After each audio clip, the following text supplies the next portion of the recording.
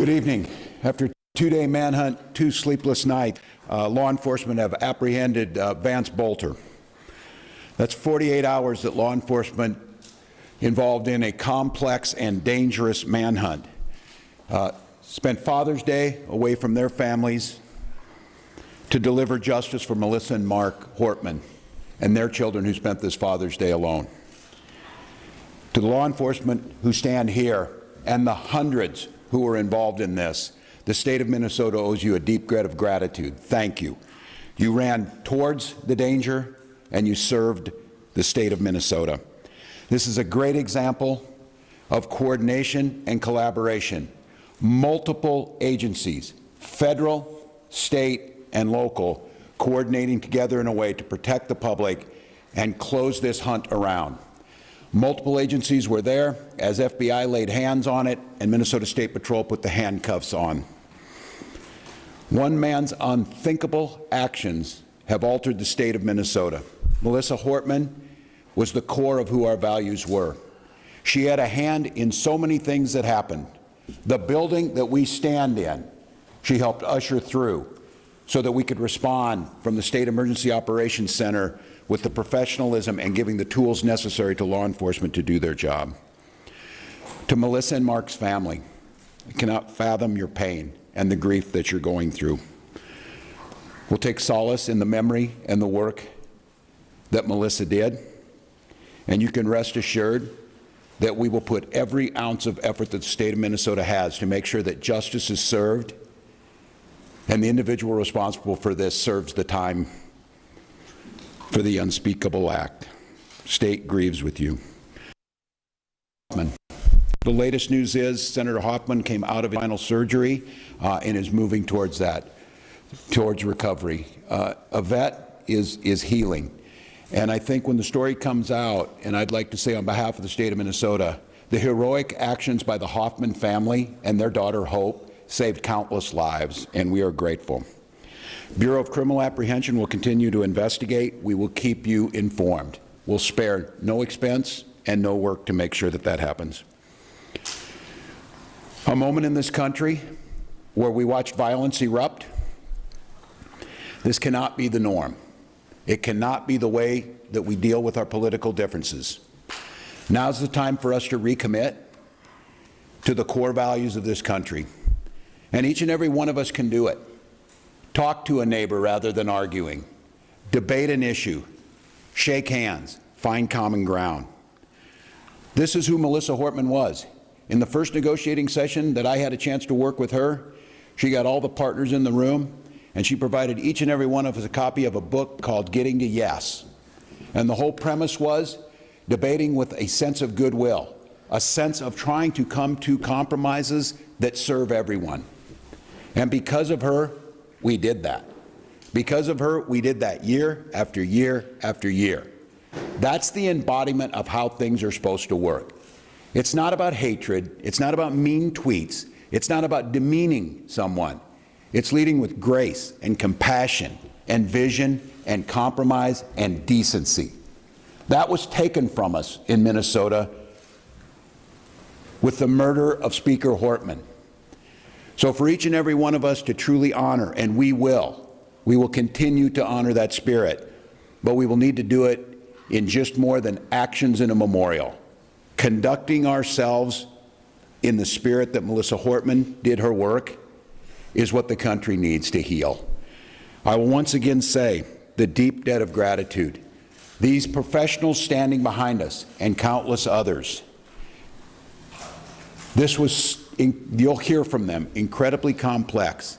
And to take this suspect in with no life of life or injuries to civilian population and to bring him in alive so he can serve justice, which he will do in Minnesota, is an incredible thing that we are grateful for. With that, I'm going to turn it over to the professionals, starting with Commissioner of Public Safety for the state of Minnesota, Bob Jacobson. Thank you.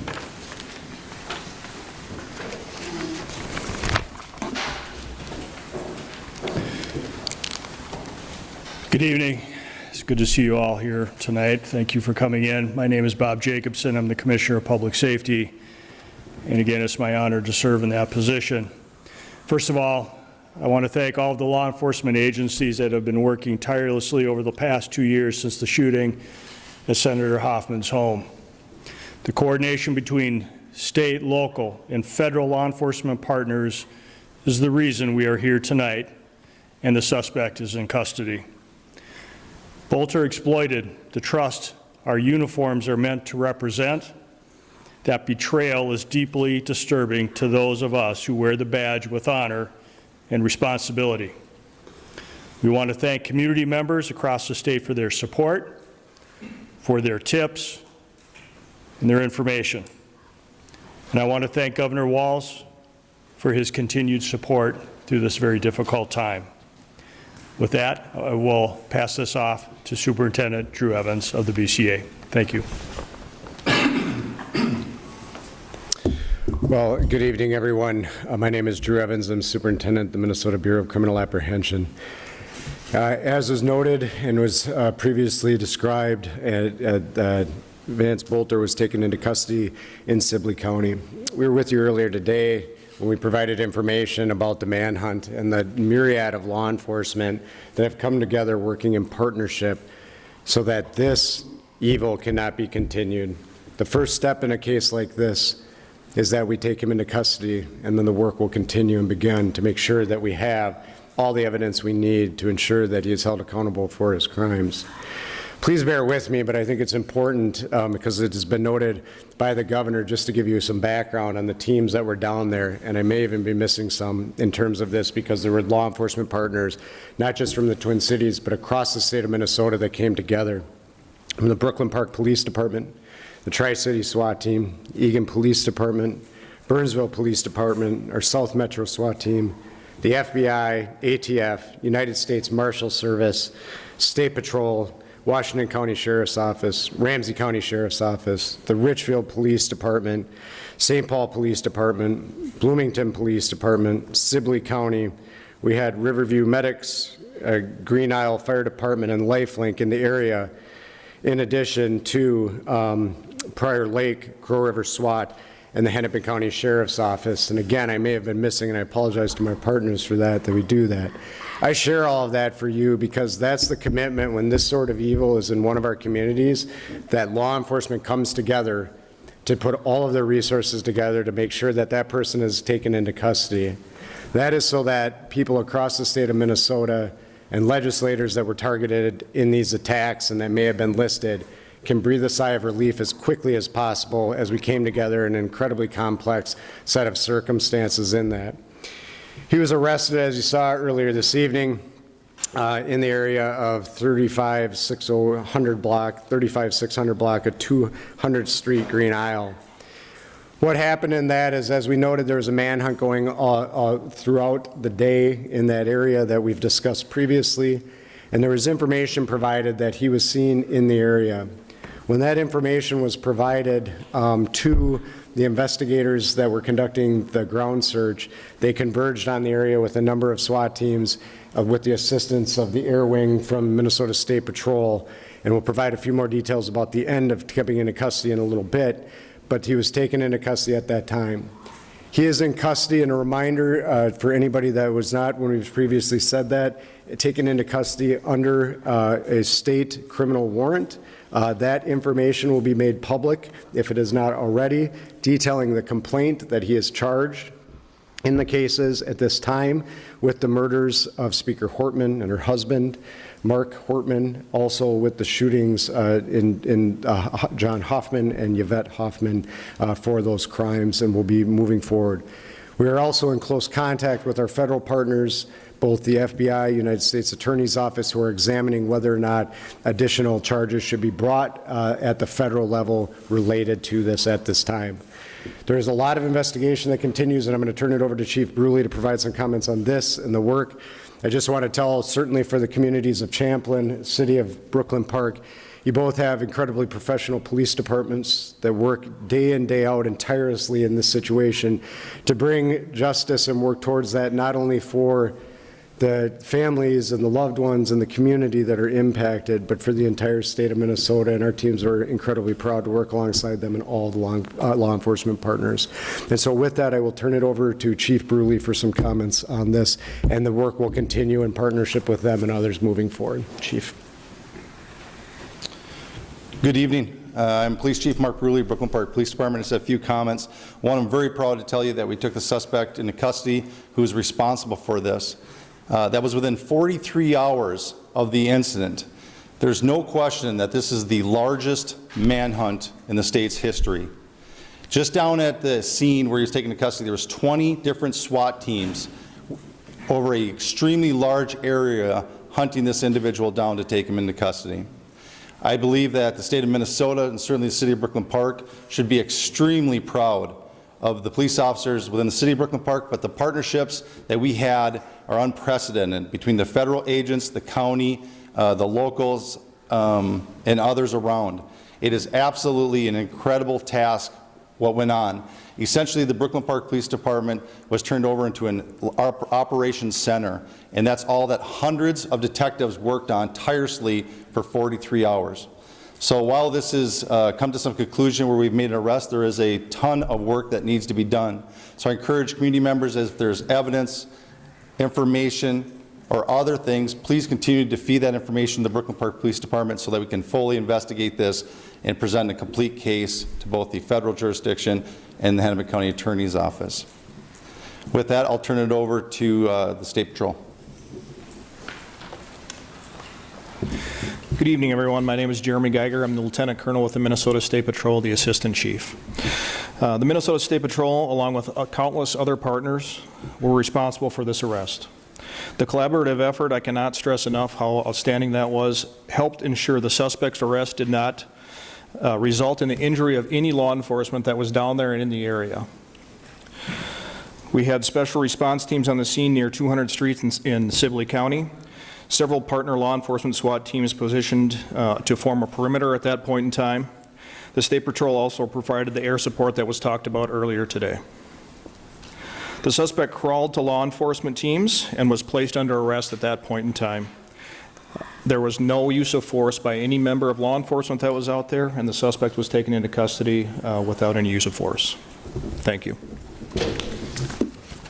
With that, we will open it up for a few questions. Reminder, please introduce yourself, your media organization. If you have a question for one of the specific individuals, please feel free to point that out as well. Maggie Pesco with NBC News. Can I ask anyone up here who can speak to it, did the suspect make any key mistakes that you feel like led to his mental capture?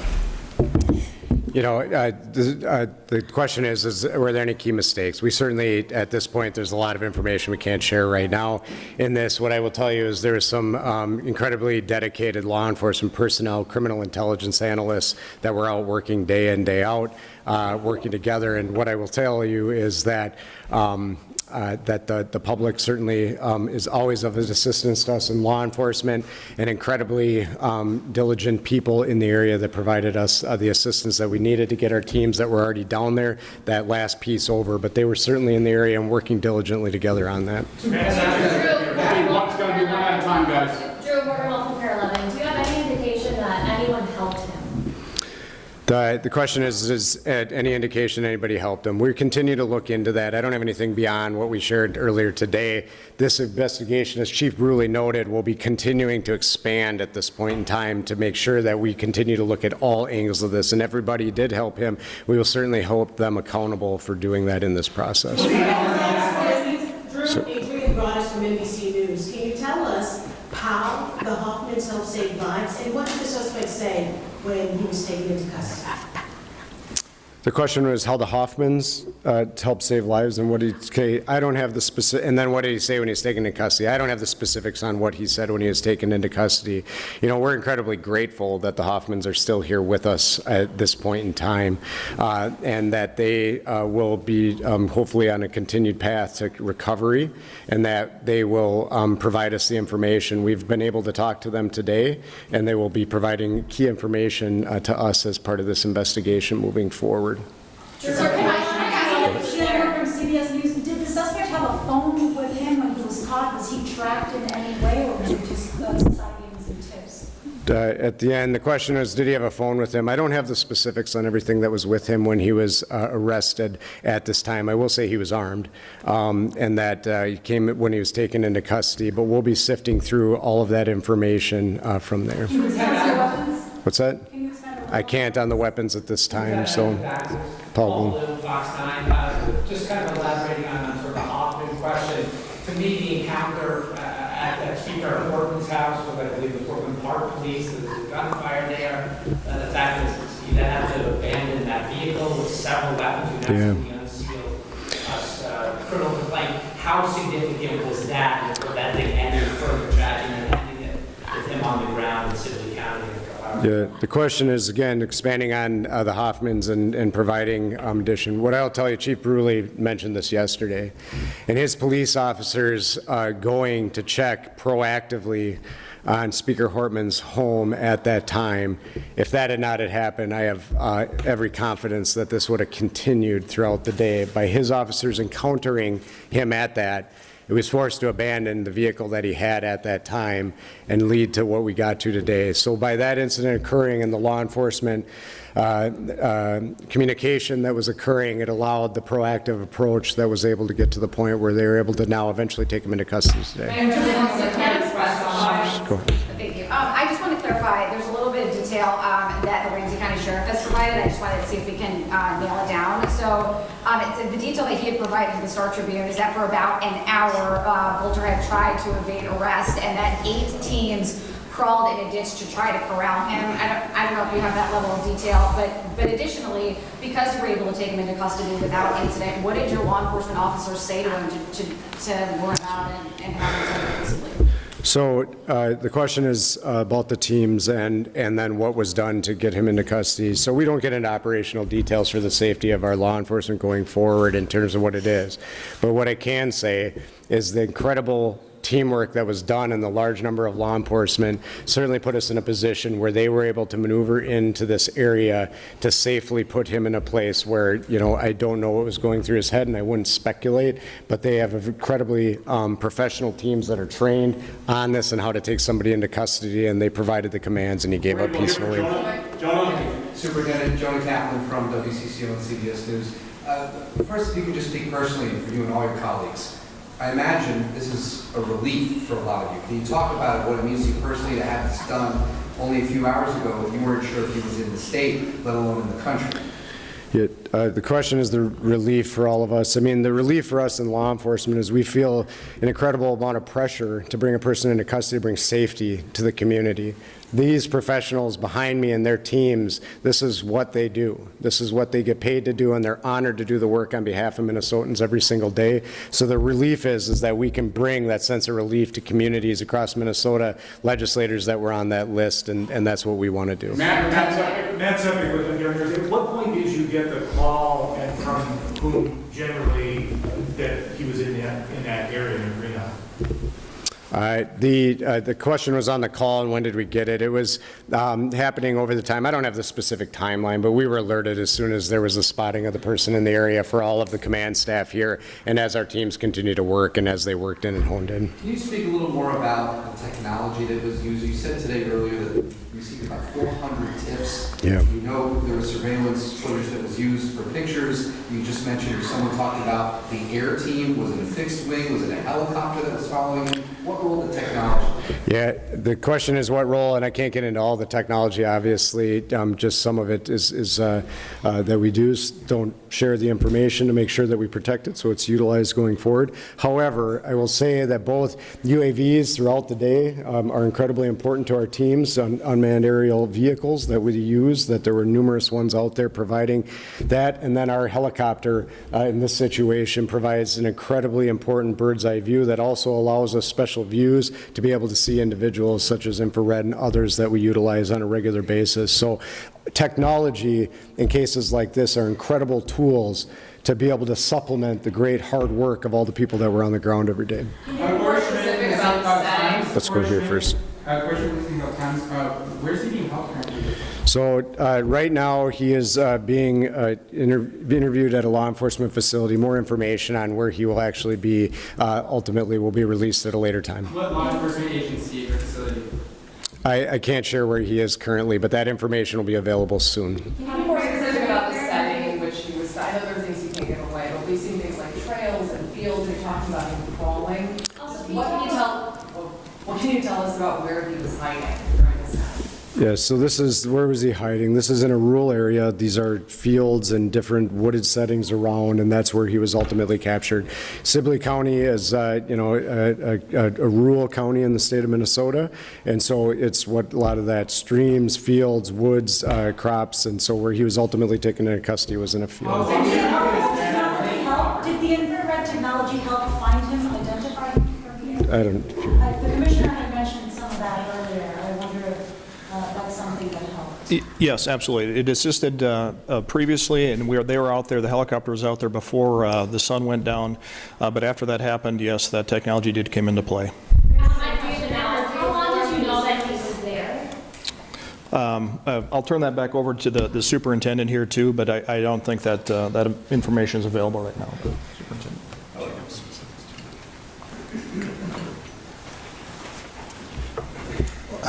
Mark Bruley, Police Chief, Brooklyn Park. The question is how long did we know that he was there? A vehicle that we believed that he was in was spotted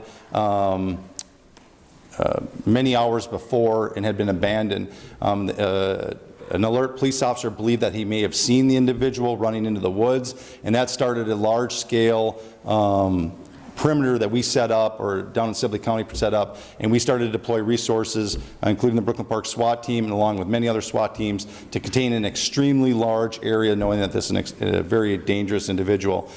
During that, we got privy to additional information of an individual that was in the woods, and that search went on for many hours until ultimately we were able to locate him in the woods. In approximately an hour and a half or so, we were able to close the distance in with the technology and the State Patrol helicopter, and where we were able to call him out to us. Hi, Police Shepherd, ABC News. Are you doing more information about motive, and are you guys considering this an act of domestic terrorism? Yeah, it's absolutely way too soon to say that right now. That's where the investigation, we have been just solely focused on the manhunt. And the goal is to give some calm to the situation of many individuals that were on the list that were worried about their safety. And this is a very dangerous individual for our community, and that's why so many resources and such a great collaboration came together to focus on removing him from society so that we can restore some sort of calm and bring some healing to our community and to our state. Now begins the hard work of looking at what the motive is, looking at putting this case together, and so that's yet to come. And Mark, the people that were on the list, what other, I know there are politicians from Wisconsin on this, what other states have people that are on this? It was multiple states. I don't have the exhaustive list, but it was multiple states that were on there. Do you have some states that were on the list? We can, there's a few, I don't want to say it because it won't be exhaustive, but, you know, Wisconsin, Illinois, Michigan, some others that were on there. There was a variety in Nebraska, Iowa, we've had contact. What I will tell you, and I will not get into any more specifics beyond that, we are in coordination with our federal partners and our fusion centers in those states to coordinate with local law enforcement and the FBI in those states and the state fusion centers that are there to be able to provide that information and notify those individuals that they were on that list. Are you concerned that there's other people out there that could have been working with them? The question is, are we concerned there's other people out there that could be working with them? We will fully explore that. I've said on this, we are relatively confident, we are confident that the violence that he committed and the murders he committed and the attempted murders, that he conducted that activity alone. We will be exploring if there are any broader network. We have not uncovered any of that at this time, but that will be part of our investigation, and we will fully explore that. So thank you. Thanks.